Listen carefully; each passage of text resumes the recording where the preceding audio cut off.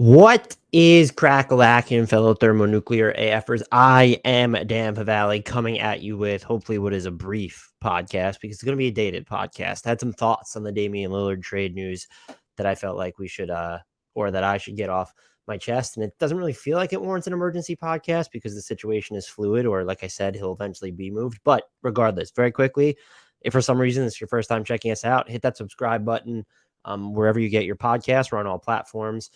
Leave ratings and reviews on Apple, though, and ratings on Spotify. Those help us out a ton. And if you haven't subscribed to our YouTube yet, comment on every video, the whole nine. That helps us out a bunch.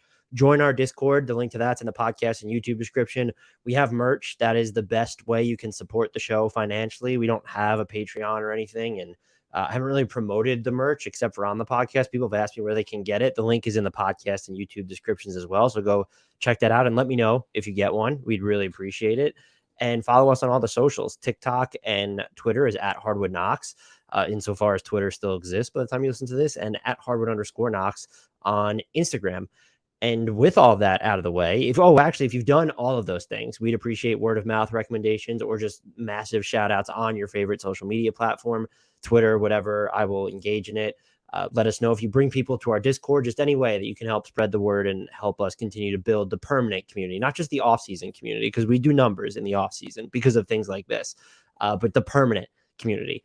Anyhow, Damian Lillard has officially requested a trade from the Portland Trailblazers.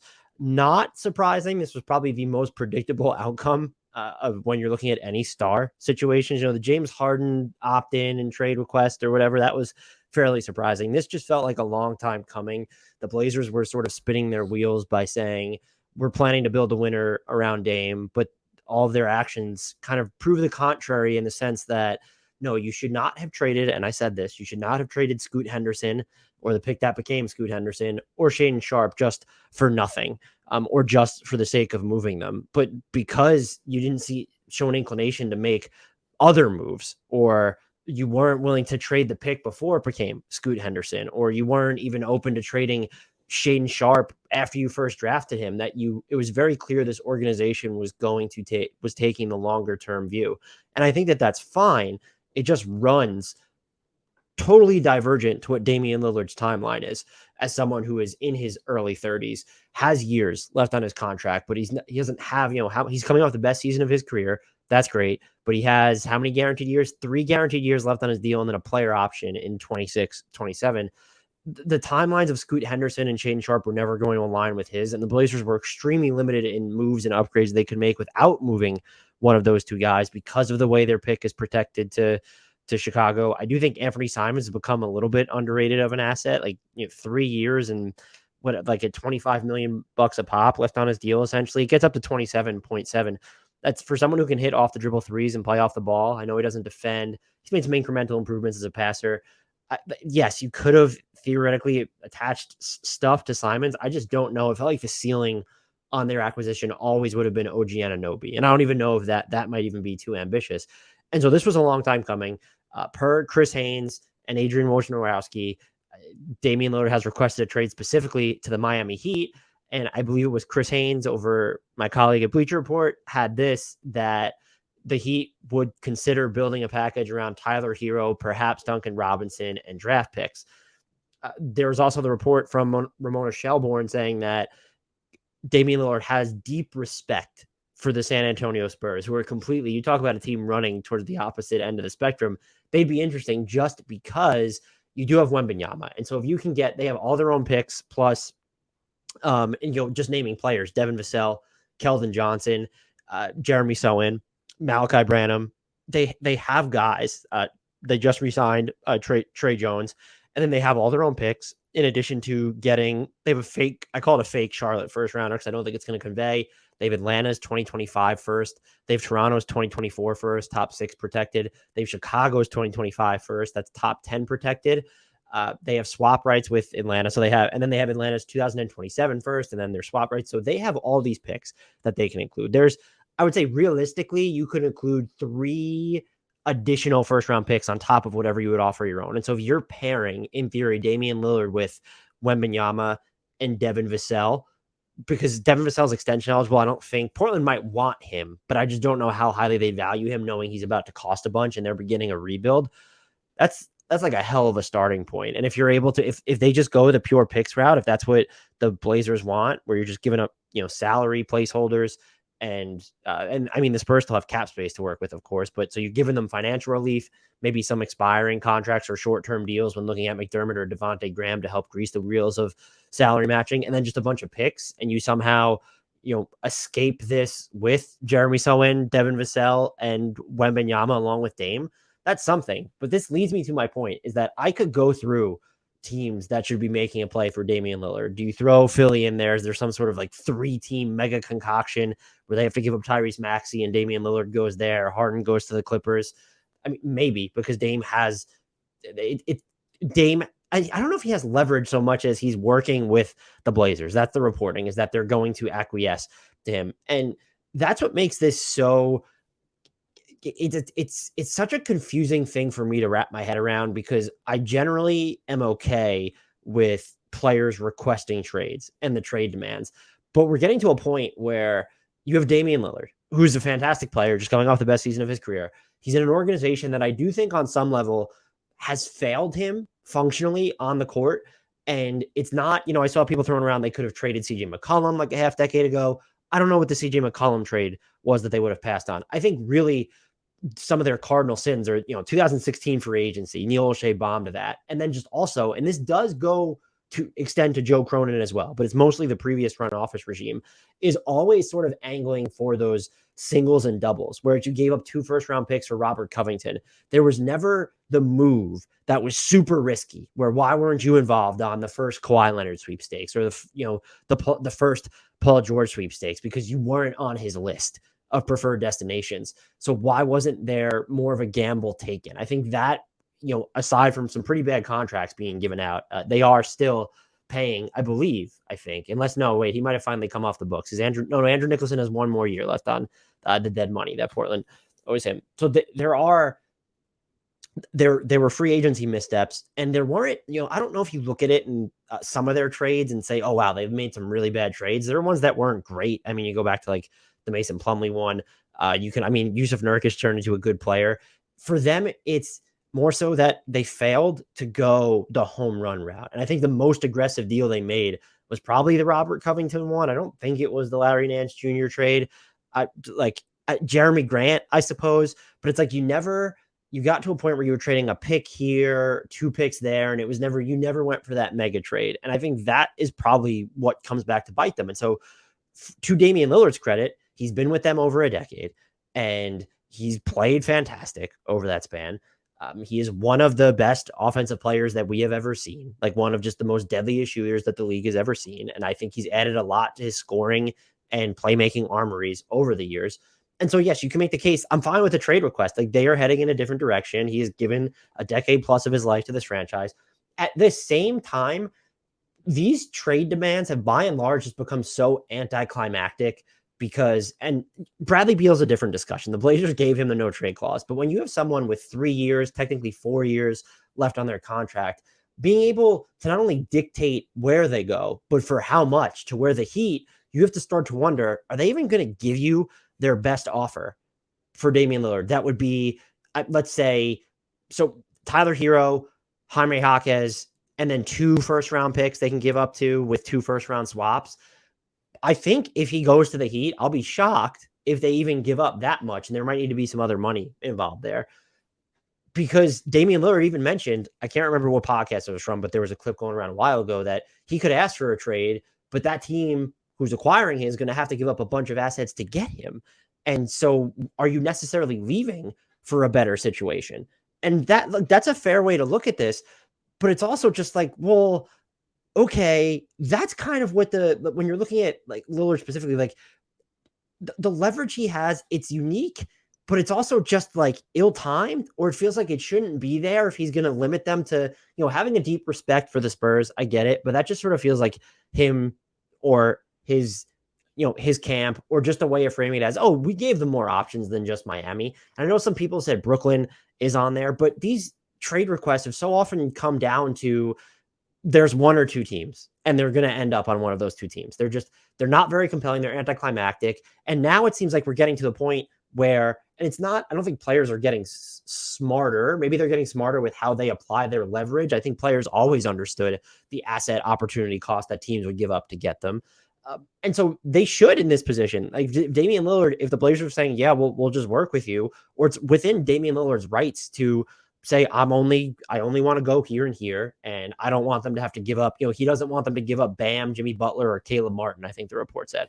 So that's his right, but it should also be within the Blazers' prerogative to send him somewhere else that is not on his list if there's a much better offer on the table. And so I get the impulse and the importance of doing right by the player, and then you don't want to burn any bridges, especially we know how the agent game is played. Could they steer non-stars away from your team in the future? I understand that business side of it, but I also find myself longing for I don't want like teams necessarily get more leverage, but maybe even just as a fan. And if we're going to spend so much time thinking about these transactions, I want there to be more ambiguity behind the potential outcome. It's sort of just like if we remember when Kawhi was traded to the Raptors, I think weren't the Lakers, and I don't even know if the Celtics were on his list back then. It feels like so long ago, but he went to the Raptors, and there have been rumblings about it, but it wasn't just like that was something that took you back, like you were taken aback by it. It was the Spurs, just sent him to Toronto. Like that was a team that was aggressive. Is there a team that would do that in this situation where, okay, we weren't one of the 2 or 3 teams on Dame's list, and we're going to go and we're going to give up real assets to get him anyway. And if you're trying to beat out Miami's best offer or second or third best offer, like there are teams that could do that pretty easily if they're willing to take on the risk. And when you're making that play, we saw the Thunder do it with Paul George, that type of a thing where if I would advocate for teams sending players, if they don't have a no trade clause, to just where the best offer is, rather than where they necessarily want to go. And that's not to say I'm anti-player. I think anyone who's ever listened to this podcast before knows that it's completely the opposite. It's just such a complicated, it's such a complicated situation now, because I think that organizations should be put in a position to adequately rebuild. And Miami's package that they're eventually going to give up for Dame, and let's just I'll go through other destinations, teams I think could and should make a play for him, but this is how it's going to end. He's going to go to Miami. Like maybe Brooklyn kind of sneaks into it, and they can offer, they have a lot of picks. They own those 2 picks from Dallas and Phoenix in 2029, very attractive. Maybe even Phoenix in 2027. They have Phoenix's 2025 pick as well. They have a bunch of other teams. They have Philly's 2027. So some of their draft picks are owed to Houston. But they are able to build a package around a bunch of picks. Do they have a lot of interesting players if you're not giving up Mikal Bridges or Nick Claxton? Maybe Cam Thomas is someone who could interest the Blazers, even though they have Scoot Henderson and Shaden Sharp there. Day'Ron Sharp is like a really physical big. That could be someone. But they could throw a bunch of picks and some salaries that don't really break the bank. Do you take a flyer on the Ben Simmons deal if you're Portland? He only has the 1 guaranteed year, 2 guaranteed years left on his deal, 1 after the upcoming season. So their package to me, if their best package or what could theoretically be their best package in this situation, is going to be better than Miami's. But if you're Brooklyn, you're left with Mikal Bridges and Dame and Nick Claxton, and maybe you keep Dorian Finney-Smith. What is that? What are you after that? I don't maybe you're a top 4 team in the East, but are you a title contender? Which comes back to why Dame doesn't want the Heat to give up a shit ton to get him. And so I understand that from the player's perspective, but I also think as much as the Blazers have failed, that's kind of what the money's for. I don't mean to sound like Don Draper there, but this is they continuously extended Damian Lillard. He earned every cent of it. That's his worth. I'm glad that he got his money, but it just sort of feels like this perception of obligation has now gone too far to players when they're asking for out. And the Blazers, I am wondering, I don't think they will. I want to make that clear. The reporting says they're going to work with him, but I am wondering if, because of the way that that this was framed, where they said they were still going to try to build a winner around Dame until the very end, it was kind of, we talked about it on this podcast, a game of weird chicken, where these two sides are sort of waiting for the other to blink. Damian Lillard is now blinked first. Does that show because they were willing to kind of push that out and say, well, yeah, we're going to build a winner around Dame. We're going to force him to be the one to ask her out, basically. Does it make it more likely that they would go rogue here? Or was that sort of the trade-off of, okay, well, he's going to be the one to request a trade. So we can just sit here and say, hey, look, we tried to make it work. He wanted out, and then we will send him where he wants to go. Is that the quid pro quo there? I honestly don't know, But if I were them, and maybe this is why I could never successfully run a basketball team, I would absolutely just send him wherever is offering me the best package. And if there are other teams that are offering substantially more than Miami, that's where I would send him. And I get, look, having the player's input and preserving that relationship, I totally get it. He's done a lot for the franchise, but you have paid him and he's under contract. He is the one who has asked for a trade. Uh, I just, I think that it could be a troubling trend. And I think, Harden is maybe an extension of this with the opt-in and trade. And then we didn't see Rudy Gobert and Donovan Mitchell dictate where they were going last summer, but they also, at least everyone thought Donovan Mitchell would request a trade. But as far as we know, there was no official trade request made. But I do think we're kind of traveling down a slippery slope if players who have multiple years left on their deal are asking for out, are not only dictating where they're going. Even like look at Bradley Beal's no trade clause. It was basically, he didn't just dictate where he went. He helped dictate for what the package was. And it was something similar happens with Dame.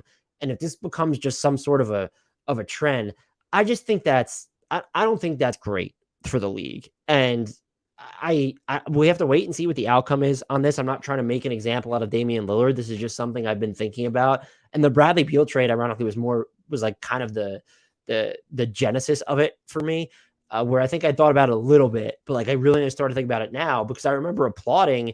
I thought the Spurs package was terrible when they sent Kawhi to Toronto. I thought they should start over, but I remember applauding the Pacers for kind of just sending Paul George to a team that wasn't on his list. You just go what you thought the best offer was, and it turned out getting Oladipo and Sabonis worked out quite well for them. And so I'd be an advocate of that. And I'm also an advocate of players should apply their leverage, but teams, I think at this point, like if he's under contract, you should probably do the same. Looking at, I laid out Miami's best offer. It's 2 first-round picks, 2 swaps. They have Jaime Jaquez and Tyler Hero. I think that would be their absolute best package. If I had to guess whether all that stuff will be included in a trade for Damian Lillard, I would say no. I think it'll be some variation of it, but it seems like we're sort of headed. The Blazers are going to get something from Miami, but it's not going to be their full tilt offer. I don't see it. We've gone through what Brooklyn can do. I think what would be easiest for the Blazers is, hey, we'll take on the Ben Simmons salary. You need to include a little bit more money to get to like the proper salary matching here. Do you use Royce O'Neal?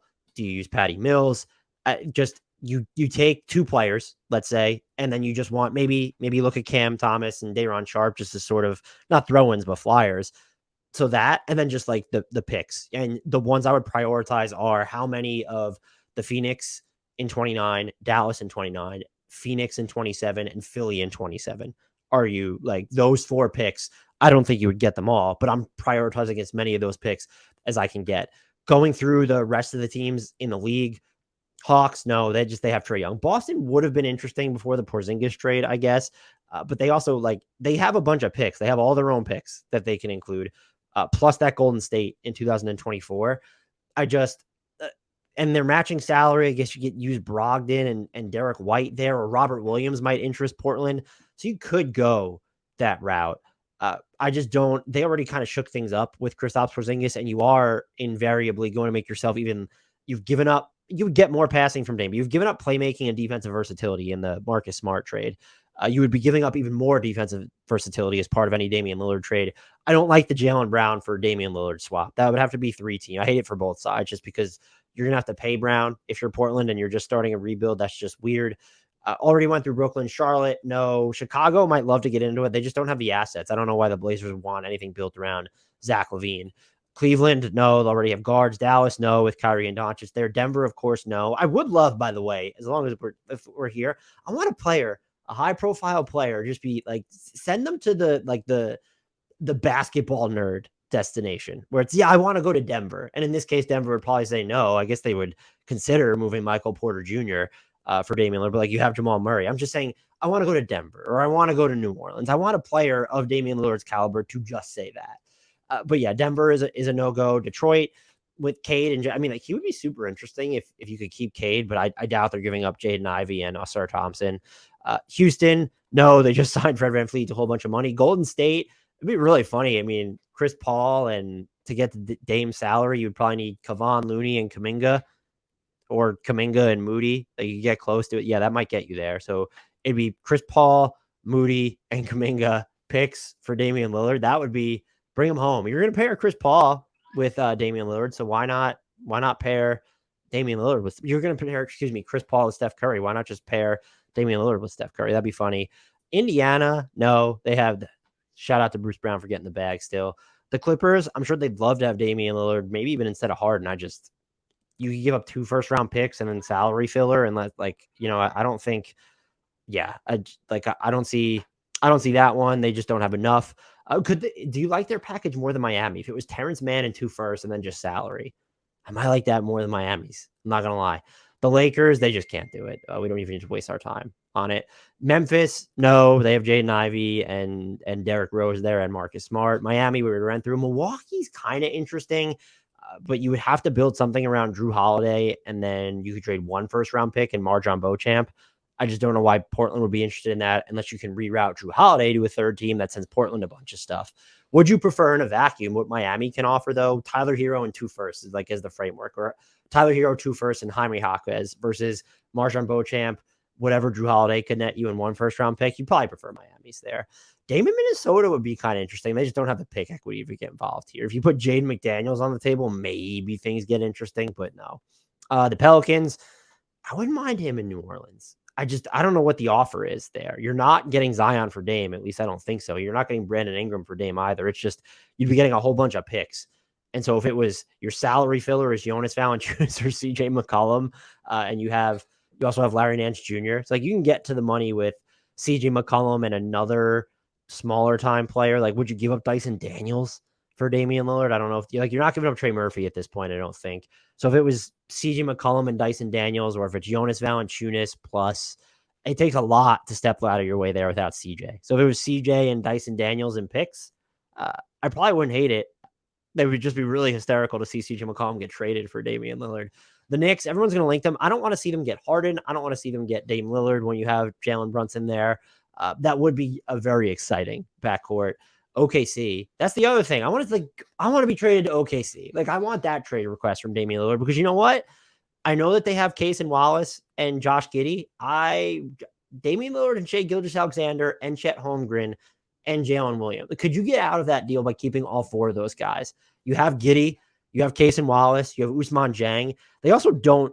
I don't think you get out of that deal with keeping Jalen Williams, which is probably why you don't do it, because the Blazers need wings. And so we're going to give them Giddey and Case and Wallace both guards when they have Shaedon Sharpe and Scoot Henderson. And I don't think Josh Giddey and Scoot Henderson are not great fits. We have Ousmane Dieng to throw in there. Poku would hurt my soul, but you could go that route. And you have picks you could send. You have extra teams picks. You have picks from LA. You have picks from Philly in 2025. You have a Miami unprotected pick in 2025. So you could include so many firsts. If it was just they obliterate a lot of their cap space, but your salary matching fodder could be you start with Davis Bertans. You technically still have Oladipo on the books who's expiring. So you could, go that route. That's still not, I don't think they would have enough cap space there left. Where are they at? They only have like $8 million in room. So that wouldn't be enough. You would have to look at, okay, what about Lou Dort then? Because you have all these guards. If it's Lou Dort and picks, like Lou Dort, Davis Bertans, you still need to include other money. And you could look at, again, you have Josh Giddey or Casey Moss. I would love Dame in OKC. I'm not going to lie. But again, that's the stuff that doesn't happen. Orlando, I'm on record. Not everyone disagrees. Dame in Orlando would work. They have all those expiring contracts that you could work with, or partial guarantees when you're looking at what's happening with Jonathan Isaac, whose contract for this season fully guarantees on July 7th, FYI. So you have a lot of fungibility there. Markelle Fultz expiring at $17 million. Gary Harris expiring at $13 million. You have numbers to get there. Wendell Carter Jr., I don't know if you want to give up a big in that trade, but I would definitely want him if I'm Portland. So you have the money to get there. And I think you have the assets to where you probably don't have to give up.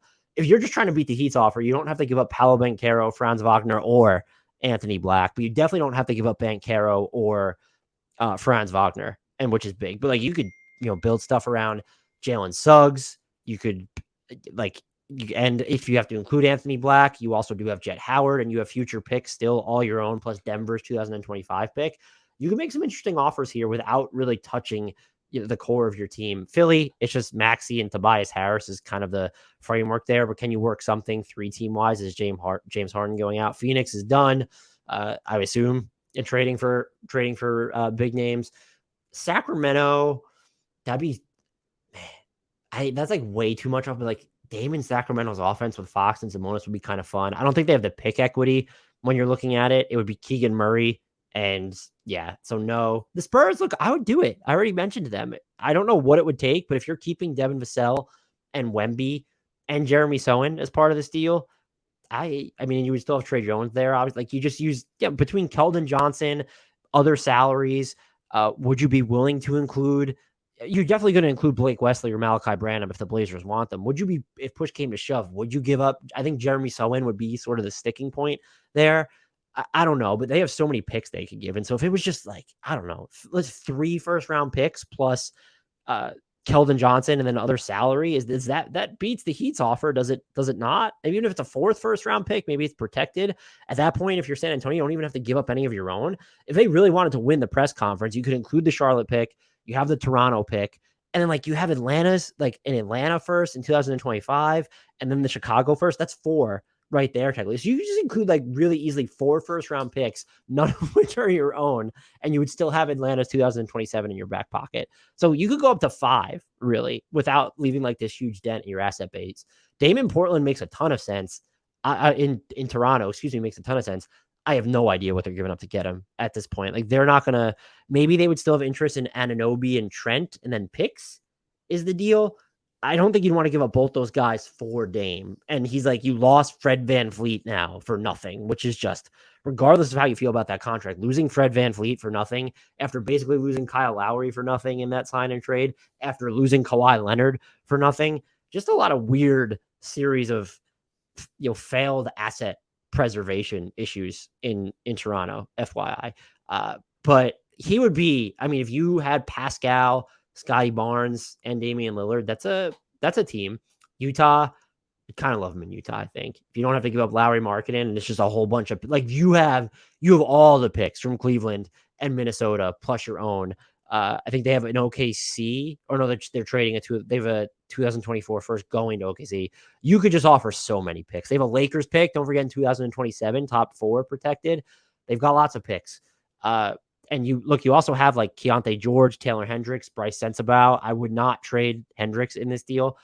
You could, so if it's Dame, Lowry Markkanen, do you give up Walker Kessler? Like, if I'm Utah, you just have to beat Miami's offer. I don't think you have to give up players, really. You give up the salary matching and then just as many first round picks as you need to do it. And so you pair Dame with Walker Kessler, Lowry Markkanen, Taylor Hendricks, and let's just move forward here. I would consider trading Akbaji in that deal, even though he had a very strong close to the season. I would probably prefer, looking at, if I had to rank their prospects of who I wouldn't move, I would have Keontae George, actually. Like, I would be most likely to move him. Then Bryce Sensabaugh, just because we haven't seen him. I'm really high on him, though. Then Akbaji, and then Hendricks. Like, Hendricks would be most untouchable in my book there. Utah would be fun. And then Washington, going through all, like, they're starting a rebuild. So there's just no reason to get them involved here. Hopefully you enjoyed this podcast. I hope to not have to record another one this weekend, which means that hopefully he won't get traded. Please remember that, if you've not done so already, to rate, review, subscribe wherever you get your podcast. We will react to more free agency signings as they go. I know D'Lo's going back to the Lakers. We missed that one. Patrick Beverley is going to the Sixers. That's a pretty good signing for them. I have no idea where they're headed. We'll see what happens with the James Harden stuff. The sign and trade with Max Strus is complete. So we'll talk more, I think, in the macro, probably like in a few weeks. We'll update any like huge signings or big trades, but don't forget to check out our reactions to day one of free agency. We went for like 3.5 hours. And so those are up in 4 parts on the podcast. But again, please just remember to subscribe wherever you get us. We're on all platforms. Tell people about us. Buy our merch. The link to that's in the podcast description. And come join the Discord channel. The link to that is in the podcast and YouTube description as well. Until next time, and as always, I leave the shout out to one, the only, Frank Ntilikina. Somebody sign him, please.